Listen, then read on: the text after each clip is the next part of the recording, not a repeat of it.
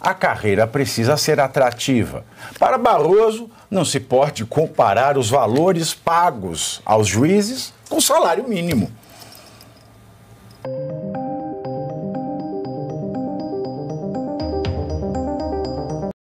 Falar dele, que a Geisiane gosta muito, do presidente do Supremo, né?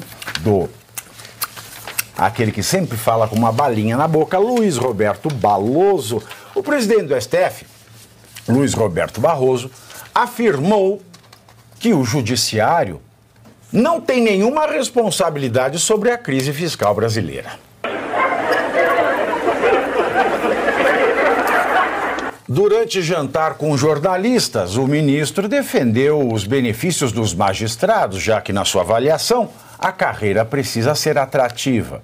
Para Barroso, não se pode comparar os valores pagos aos juízes com o salário mínimo. O que eu combinei com o alemão? Isso porque ele colocou no TP o que era para ele colocar. Ele italianizado. Mas, então vamos continuar com o Barroso. Não pode comparar com o salário mínimo, mas sim com as quantias pagas, as carreiras jurídicas, como diretores jurídicos de empresas, né? Porque é fácil conseguir emprego. Pôr um currículo, conseguir emprego, o risco do desemprego é... Nossa Senhora!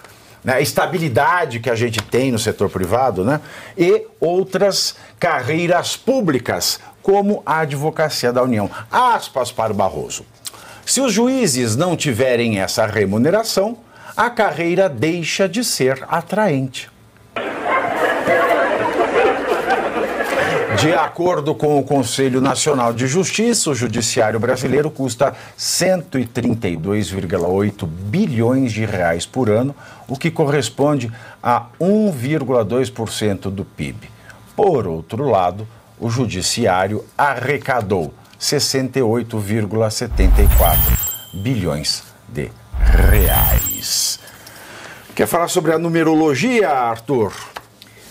Vivi, para mim, o problema não é o salário do juiz. Acho que o juiz tem que ganhar bem mesmo, como o presidente do Banco Central tem que ganhar bem, como o ministro da Fazenda tem que ganhar bem.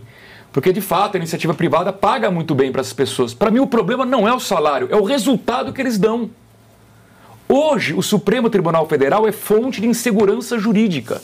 Hoje, o Supremo Tribunal Federal não respeita a Constituição. Esse é o problema. Por mim, pode ganhar 100 mil reais. Se respeitar a Constituição e se trouxer segurança jurídica ao país, não tem problema nenhum. Então, é claro que o Poder Judiciário sozinho não é responsável pela gastança do governo federal.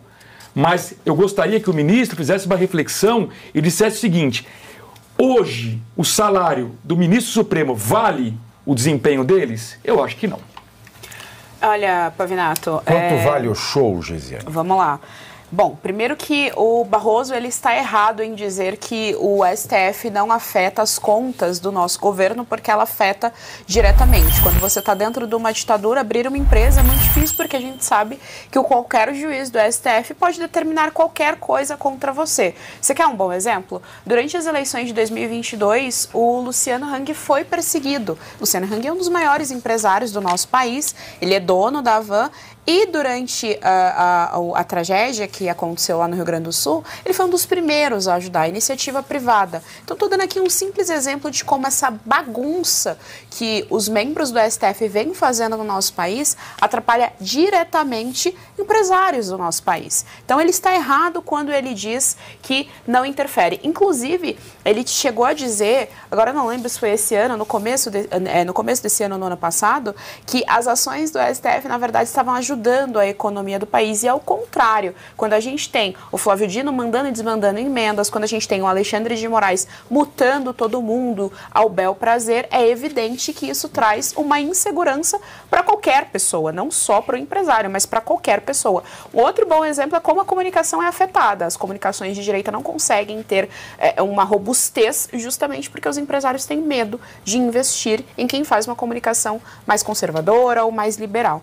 Então ele já está errado errado daí, é claro, é evidente que afeta. Aí vamos direto para o salário. Atualmente eles ganham R$44 mil só o salário, o bruto.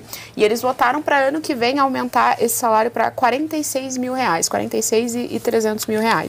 A média da renda mensal do brasileiro, o afegão médio, né, como diz o Emílio, o afegão médio, essa renda mensal é de 1.848.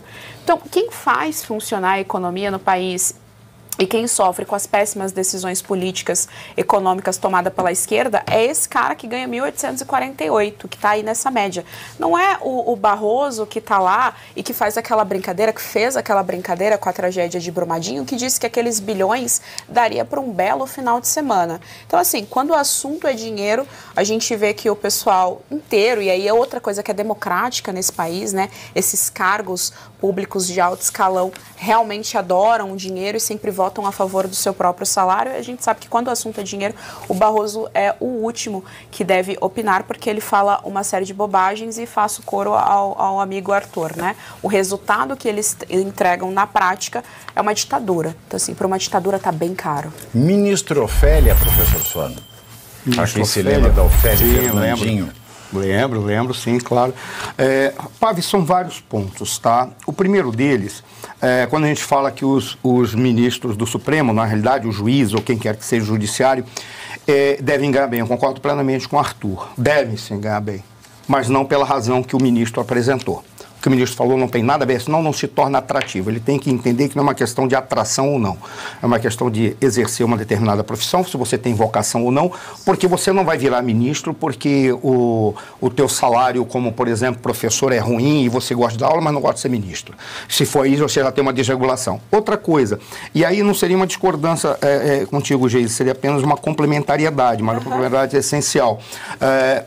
Eu concordaria com o ministro que não dá para comparar o salário daquilo que deve ser para um juiz em relação ao cidadão comum, porque você tem que verificar a questão da meritocracia. Sim, mas num país em que...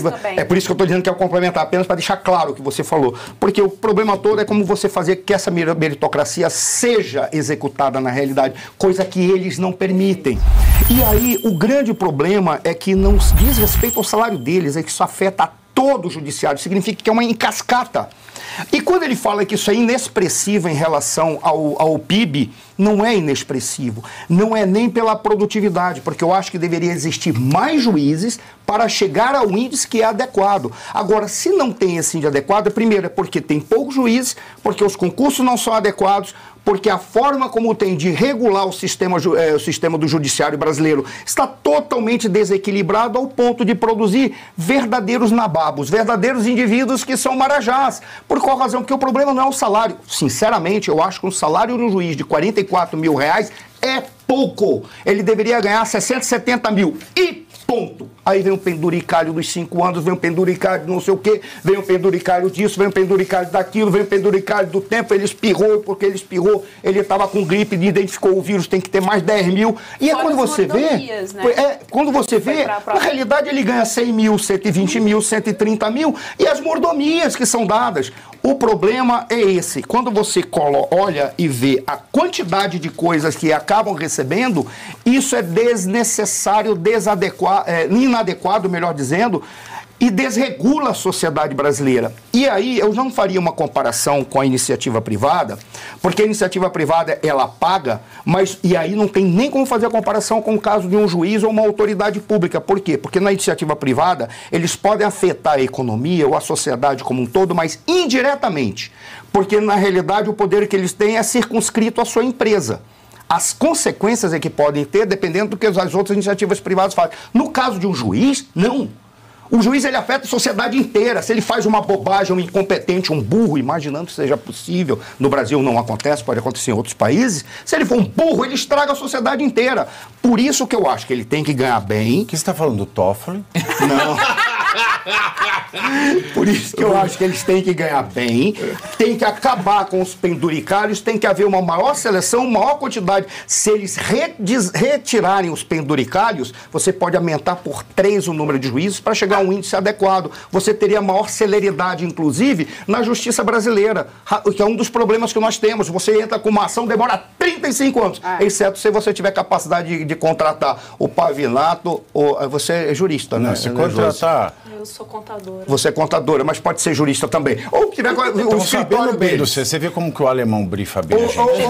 O alemão é um espetáculo, ele brifa, é uma maravilha. Ou contratar os dois, que aí vocês vão ter muito dinheiro, a justiça é bem rápida. É só assim. Ô, professor, e só mais uma coisinha. Vale lembrar que o Barroso pegou o avião da FAB, né, com pessoas que não estavam registradas ali, e eles dizem que é por uma questão de segurança. Então, para além de todas essas questões, tem de fato uma mordomia de usar a estrutura pública em benefício próprio, porque ele foi para o casamento do Flávio Dino. Olha, ô Josi, eu vou passar a palavra a você e na sequência eu vou pedir um perdão aos meus colegas e também já peço perdão também à direção deste programa, aos diretores da empresa, porque eu preciso fazer uma daquelas minhas falas. E essa em especial, que tem a ver com essa questão, né, do Barroso, falando da importância do juiz e que tem que ganhar mais mesmo, é uma resposta que muita gente tem me cobrado. E eu decidi falar no ar de última hora, eu fiz um pequeno rascunho, já vou pedir perdão antecipadamente a vocês, porque eu vou fazer um breve discurso que está entalado nem na minha garganta, mas no meu coração. Então, Josi, com você. Vou ser breve. Só quero comparar aqui em relação à questão de remuneração, e eu vou muito mais na linha do o brasileiro não se importaria de pagar um salário até maior, como o colega mencionou, se houvesse eficiência. Porque vamos lá, a gente está falando, por exemplo, no Brasil a gente tem alta carga tributária, não é a maior do mundo, mas é altíssima. O problema é a carga tributária, em torno de 32%? Não. O brasileiro pagaria esse valor rindo se nós tivéssemos retorno disso. Dinamarca tem uma carga tributária acima de 40%. Você vê os problemas que a gente tem de corrupção, ineficiência e falta de retorno ao bem-estar social que existe no Brasil na Dinamarca? Não, acabou. O empreendedor pagaria tranquilamente muito mais imposto se ele não tivesse a dor de cabeça de burocracia e regulamentação. A gente fala muito de imposto, mas o principal gargalo, tá, a corrente no pescoço do empreendedor é a regulamentação. Isso é pouco discutido. E aí aqui só considerando também que o brasileiro ele é revoltado, né? A gente fica aqui revoltado com isso. Realmente, não se deve ao valor ali do salário de juristas, de altos cargos, tem muita responsabilidade e tudo mais, né? Para um país inteiro, beleza. A questão é que o que a gente colhe do judiciário? O que a gente colhe? Vamos pegar especificamente o STF. O que a gente está colhendo da STF? Descondenação? Liberação de condenados, de centenas de anos de condenados pela justiça, anulação de multas das empresas milionárias condenadas ali pela Lava Jato, onde no exterior a condenação aconteceu, estão sendo punidos. No Brasil, eles já estão de volta ao jogo, sabe? Como dizia muito bem o Alckmin, todos já estão de volta à cena do crime. Então, nós não temos um judiciário que respeita a Constituição, nós temos um judiciário que reinterpreta a Constituição e gasta a maior parte do seu tempo tornando questões discutíveis que não deveriam, que são indiscutíveis, como direito à vida, direito à propriedade e direito à liberdade. Todo esse relativismo, né, sem considerar o que o colega já falaram em relação à insegurança jurídica, que isso ferra para o nosso país, né, economicamente, mas queria aqui só reafirmar o que todos já sabem. O Estado de Direito, ele deveria defender os valores humanos acima de tudo. E isso não é o que o brasileiro colhe. Por isso que o Judiciário discute, o STF discute pautas que o povo, através de seus representantes no Congresso, não aprova. É exemplo de legalização de droga, aborto e, muito bem aí, atual, a questão da liberdade de expressão.